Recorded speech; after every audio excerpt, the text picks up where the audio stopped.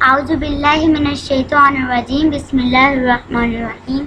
नन्हे मुन्ने प्यारे बच्चों, अस्सलामु अलैकुम। लाइव वेब टीवी की नई वीडियो के साथ हम हाजिर हैं।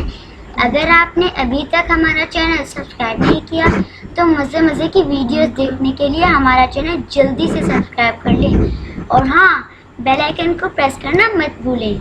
चलिए तो फिर शुरू करते हैं। औज़ुबिल्लाहि मिनश्शैतानिर्रजीम बिस्मिल्लाहिर्रहमानिर्रहीम। नन्हे मुन्ने प्यारे बच्चों, अस्सलाम वालेकुम। कैसे हैं आप सब लोग? अल्लाह ताला आपको अपने हिफ्ज़ मान में रखे। आज हम साइंस का नया चैप्टर पढ़ेंगे, क्लास 3 का। तो आप अपनी बुक्स को ओपन कर लो, फिर हम स्टार्ट करते हैं। जी तो बच्चों, आप सब ने अपनी बुक्स को ओपन कर लिया? अच्छा जी, आज हमारा जो चैप्टर है इसका नाम है ह्यूमन बॉडी। और ह्यूमन बॉडी के बारे में हम पहले भी बहुत सारा कुछ पढ़ चुके हैं। अल्लाह ताला ने देखो हमें इतनी खूबसूरत सी जो बॉडी दी है, इसके मुख्तलिफ पार्ट्स हैं, ठीक है। इन पार्ट्स को हम क्या कहते हैं? ऑर्गन, ठीक है। और जिस तरह गाड़ी के मुख्तलिफ हिस्से होते हैं, उसका टायर होता है, उसका डोर होता है, उसकी विंडो होती है, उसका इंजन होता है, ठीक है। इसी तरह जो घर होता है, घर के मुख्तलिफ कमरे होते हैं, ठीक है। कोई किचन होता है, कोई जो है ना उसमें लिविंग रूम होता है, कोई बेडरूम होता है, ठीक है। और इसी तरह आप कोई टॉय से कोई हाउस बनाते हो, उसकी मुख्तलिफ चीज़ें होती हैं। तो जब हम एक कोई मशीन को देखते हैं, उसके भी मुख्तलिफ पार्ट्स हमें नज़र आते हैं। इसी तरह से हमारी बॉडी के जो मुख्तलिफ पार्ट्स हैं, तो हमारे ज़हन में ये सवाल होता है कि ये सारी चीज़ें आखिर किससे बनी हैं, ठीक है। मसलन हम ब्लॉक से जब कोई चीज़ बनाते हैं, तो वो ब्लॉक जो सा है छोटा सा यूनिट है, जिससे वो घर बना या एरोप्लेन बना या ट्रेन बनती है।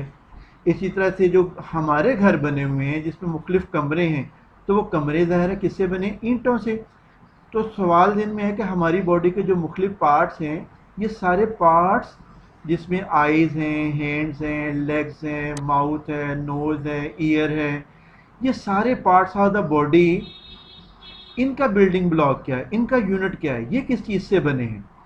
तो बच्चों, ये हमारी तमाम बॉडी हो या एनिमल्स की या प्लांट्स की, तमाम लिविंग थिंग्स की जो बॉडी है, उनका जो यूनिट है वो कहलाता है सेल्स। सेल जो से हैं वो बिल्डिंग ब्लॉक हैं लाइफ के। तमाम जानदार चीज़ें, लिविंग थिंग जो सी है, वो सेल्स के मिलने से बनी हैं। और सेल के अंदर जो है ना, जो ज़िंदा रहने के लिए एक इंसान को या किसी भी जानदार को जो फंक्शन होने चाहिए, वो सेल के अंदर हो रहे होते हैं। मसलन फूड अंदर जाएगी सेल की, और वो न्यूट्रिएंट्स के अंदर जाने से ऑक्सीजन के साथ मिलकर एनर्जी मिलेगी। इस एनर्जी के नतीजे में सेल जो है ना वो ज़िंदा रहेंगे, और उसी के नतीजे में ह्यूमन बॉडी भी ज़िंदा रहेगी। अब अगली चीज़ ये हमारे ज़हन में आती है कि हमारे जिस्म में सेल एक नहीं, दो नहीं, मिलियन सेल होते हैं, बिलियन सेल होते हैं। अगर आप कॉपी के ऊपर पेंसिल की मदद से एक छोटा सा डॉट लगाओ, एक नुक्ता लगाओ, तो आपको पता है इस नुक्ते में अगर हम सेल की एक ट्रेन बना के रखें साइड बाय साइड, तो तकरीबन 1 मिलियन के करीब सेल होंगे जो एक छोटे से नुक्ते में पूरे आ जाते हैं।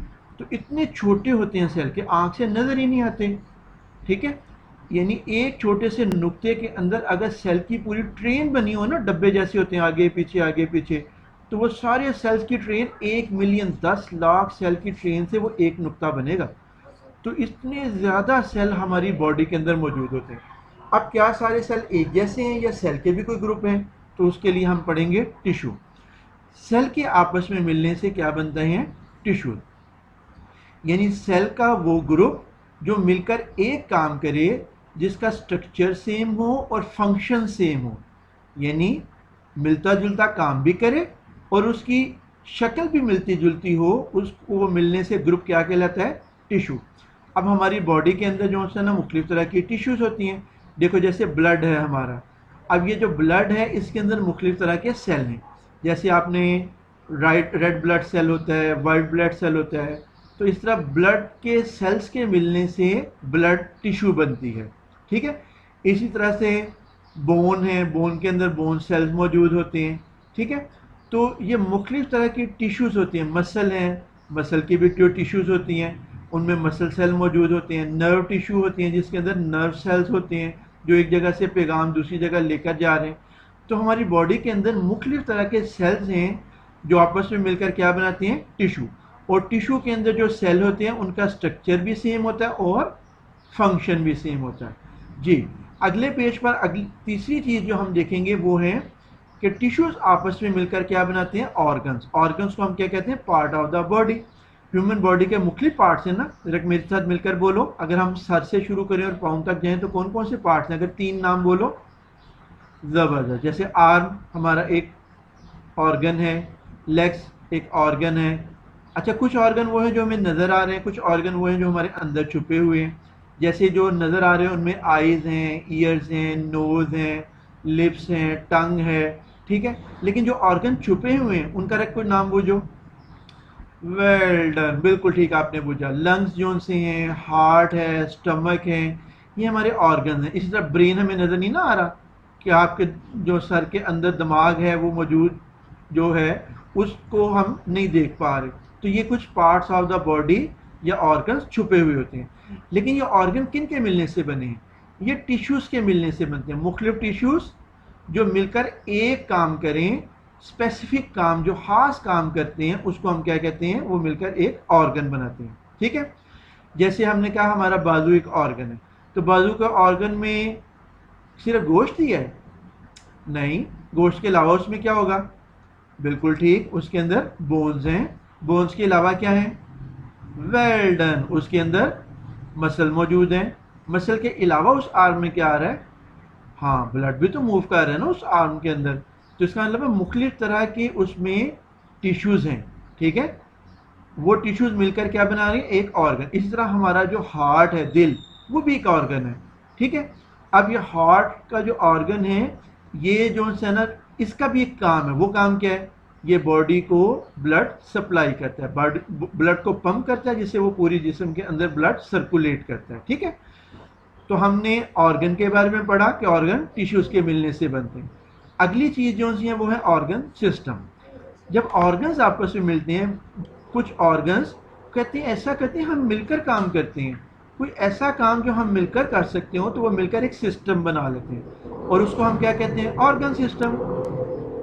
जैसे देखो, आप खाना खाते हो तो खाना खाने का आपका जो सिस्टम है, या इसी तरह आपकी जो बॉडी का स्ट्रक्चर है, अगर आप इसको देखो तो इसको हम पता है क्या कहते हैं। अगर आप अपने सर से लेकर पाँव तक अपने जिस्म को हाथ से टच करो तो देखो आपको गोश्त भी महसूस होगा, और गोश्त के साथ क्या महसूस हो रही है, बोन्स। ज़बरदस्त। इनको हम क्या कहते हैं, स्केलेटन। और स्केलेटन के साथ अगर आप देखो, अपने बाजू पर हाथ लगाकर देखो, ठीक है, तो ये आपको क्या, मसल महसूस होते हैं। तो बोन्स या स्केलेटन और मसल का जो मिलकर एक सिस्टम बनता है, इसको हम कहते हैं मस्कुलोस्केलेटन सिस्टम। तो मस्कुलोस्केलेटन सिस्टम के अंदर स्केलेटन यानी बोन्स का एक पूरा फ्रेमवर्क होता है और साथ उसके मसल्स होते हैं, और ये मिलकर जो काम करते हैं उनके नतीजे में हमारी बॉडी सीधी खड़ी होती है। हम चलते फिरते, भागते, दौड़ते और बहुत सारे काम करते हैं। जैसे हमने अपने किसी कोई सा भी काम करना हो, उसके लिए बोन्स और मसल मिलकर काम करेंगे तो हम काम कर पाएंगे, वरना नहीं। हम खड़े भी नहीं हो सकते, चल फिर भी नहीं सकते अगर बोन और मसल मिलकर काम ना करें, ठीक है।